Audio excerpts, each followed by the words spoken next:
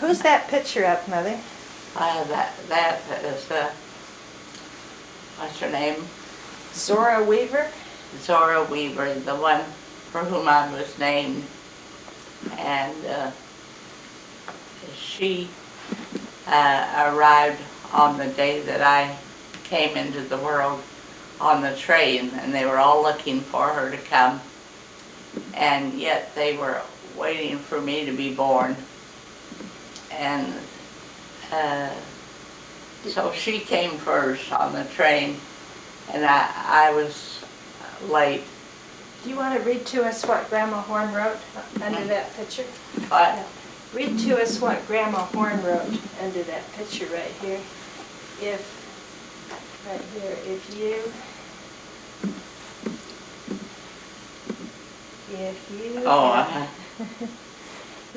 read us what it says there. Shall I say it now? Yeah, go ahead.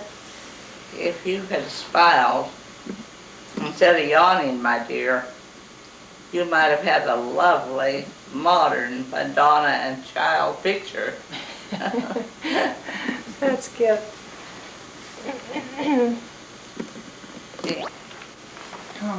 Mother, let's read this letter that's in your baby book here. It's from Emmeline B. Wells. You read it. Okay. Go ahead.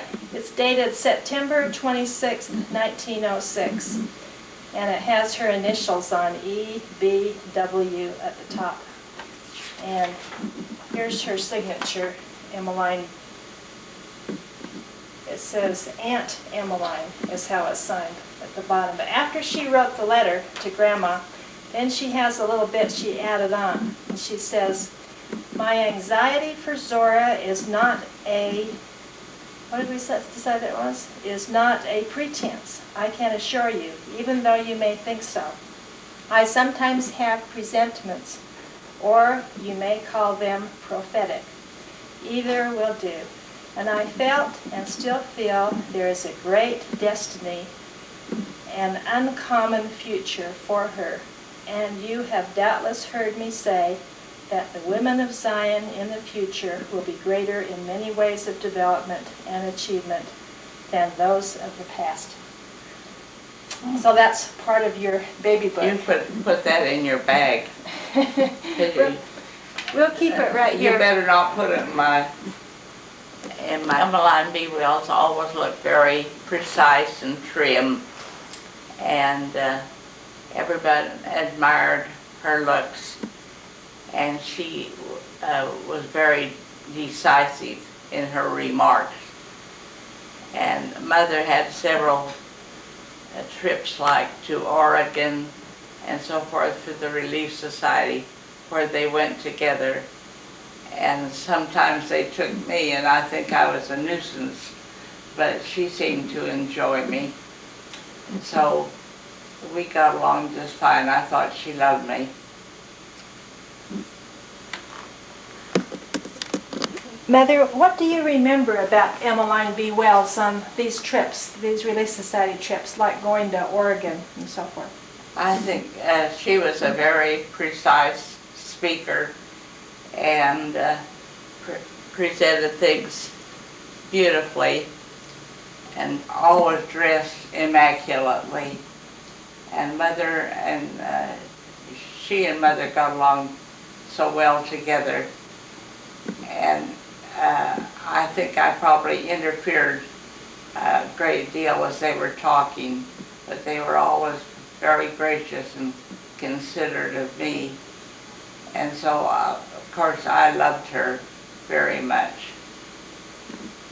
Did she answer your questions you asked? Yes, yes, she was very knowledgeable, and was a great writer. So her books were always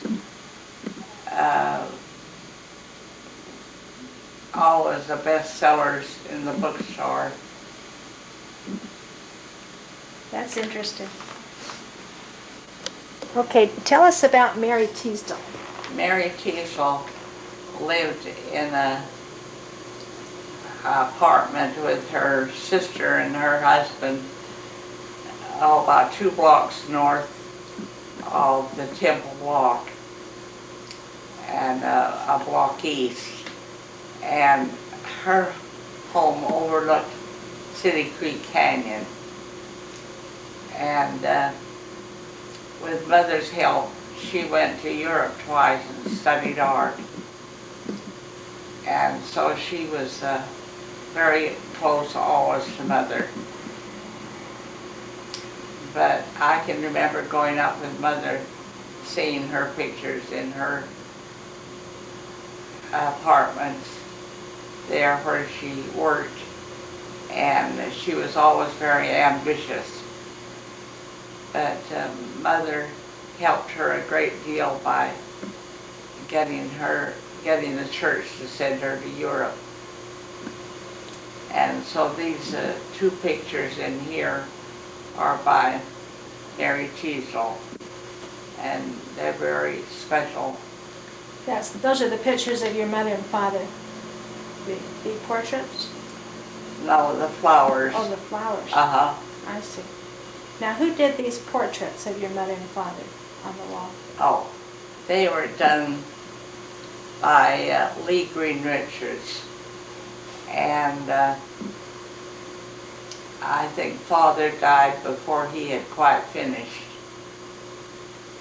And so he said he was going to deliver them right away because something might happen to him. So he brought them down and gave them to Mother. But that was the last picture of Father that was ever painted. I don't suppose there were too many. But Mother thought it was very choice, and she appreciated his rushing it down to her.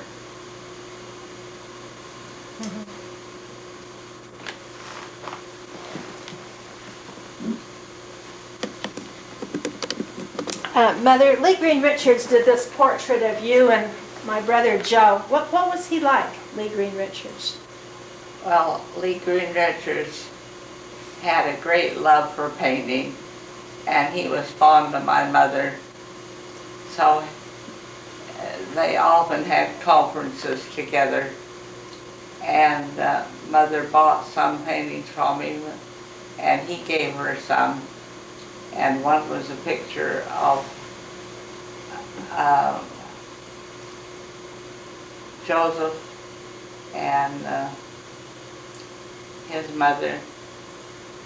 And he kept jumping up on the back of the couch, but he was very patient and waited for him each time to lie down so that he could get an accurate picture of his face. But he was a very gracious person, and always careful and fond of Mother and anxious to have her show his paintings in the CCMIT room. So he often had beautiful pictures to show there. And was he what? Was he quiet, or what was he like? What do you remember about him?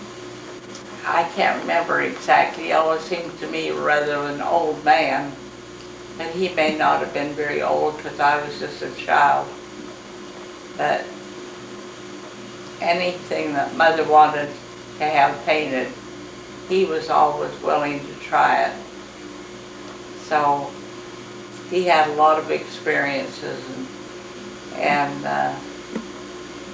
people enjoyed coming to his exhibits, especially when Mother held them in the CCMIT room.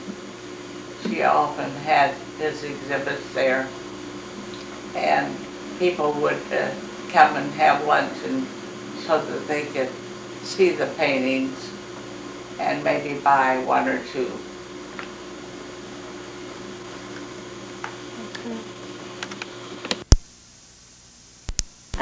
Mother, what do you remember about J.T. Harwood? J.T. Harwood lived down on 17th South, and I think he was probably the most popular artist in Utah. He had many exhibits, and Mother often took his paintings to different schools throughout Utah, so that he sold a great many. And I think his children were artists too. What did he look like? What do you remember about him? I just remember him as kind of an old man. Of course, I was just a young child, I think, when he died. But anything that Mother would suggest that he paint, he would go ahead and do it. He always took her ideas and put them into effect. And people were fond of his paintings. Did he know who you were? Did what? Did Harwood know who you were? Did he know you by Zorah? Did he know your name? I don't understand. Did Harwood know your name? Did he know Yes, you? I'm sure he knew all the children. And he was always anxious to help Mother out with her different exhibits. How did he help her? How would they? How did Harwood help her with her exhibits? What did he do? I think he went to Europe once or twice and studied art in Europe. And then he also made his frames, so he was very specific and exacting and just how it should be done. And you say he made his own picture frames, huh? He made his own picture frames for his pictures. Okay. When I was about 5 or 6 years old, I had a chance to go to a Relief Society conference in Vernal with my mother, who was on the general board of the Relief Society. It was a very hot summer day, and so we rode inside a carriage where we could roll up the windows. But we had a driver who was driving the cart and driving the 2 horses. And I just kept thinking I'd like to sit up by him so I could help drive the horses. And so I asked if I could sit up there, and finally they decided they would let me do that. So I enjoyed riding clear to the Green River, and which is very close to Vernal. And there I saw a man on horseback, and he was taking people across the river because the bridge had been washed out. So when we got there, why, they said, well, it'd be impossible to take these ladies to the conference. And I said, well, I can go. Well, how come you can go? Oh, I want to have a ride on that horse.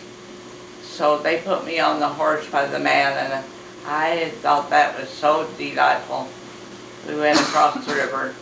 Then they came back and took the mothers, the ladies, in the Relief Society conference.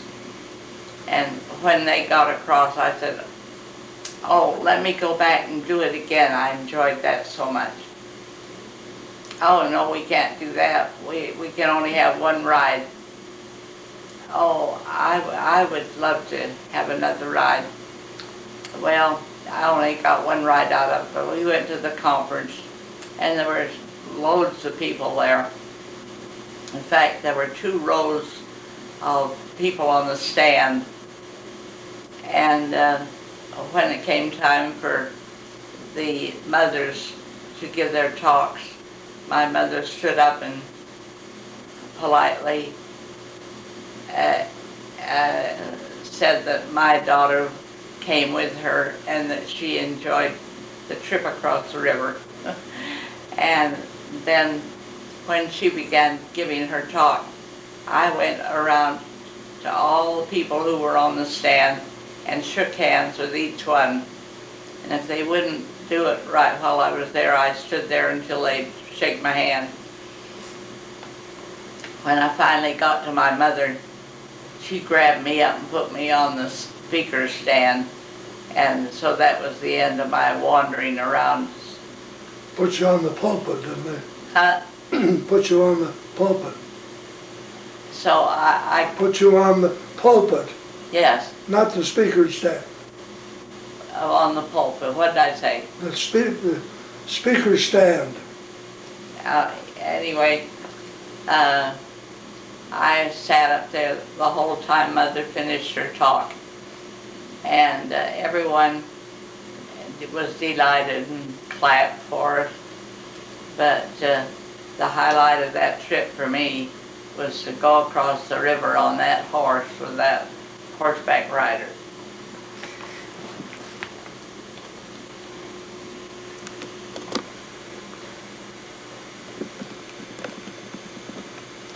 Okay, Mother, tell us a little bit about the artist Florence Ware.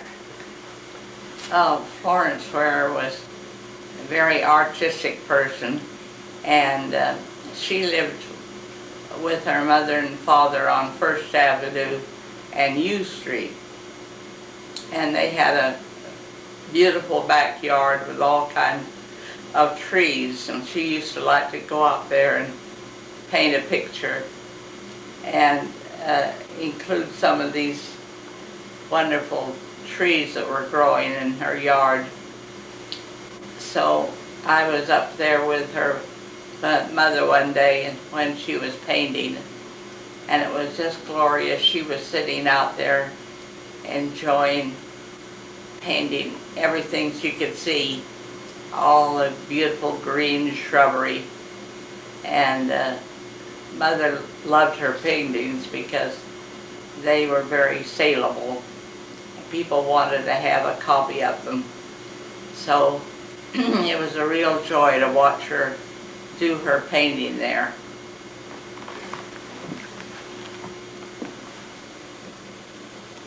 Mother, you were once a model for Harwood in this baby book here on the bottom of the page. Tell us a little bit about that. Well, Mother was had an article she wanted to have illustrated in the Relief Society magazine. So she got her children, Virginia and Albert and myself, in the picture with Grandpa Merrill. And we were listening to the lady up on the hill, and I think that was my mother, and she was giving a lecture, and we were all wanting to hear just what she said. Now, was that in your backyard, did you say? What? Was it in your backyard, do you think, or where were you when you posed? Yes, I think it was taken in the backyard when it was painted. What was Harwood like? What do you remember about him? Who? Harwood, the artist, when he was painting it. Oh. He was very anxious to show the whole family, and so this gave him an occasion to have it portrayed, especially with my Grandpa Merrill holding the cane. Mary Teasdale painted your portrait. Tell us a little bit about that right there in your baby book. Well, she asked my mother if it would be all right to paint my portrait, and Mother said, "Oh, I think that would be lovely, and it'll be published in the Relief Society magazine." So she came down early one morning and took me out on the front porch and painted this lovely little painting. And then she did another copy, and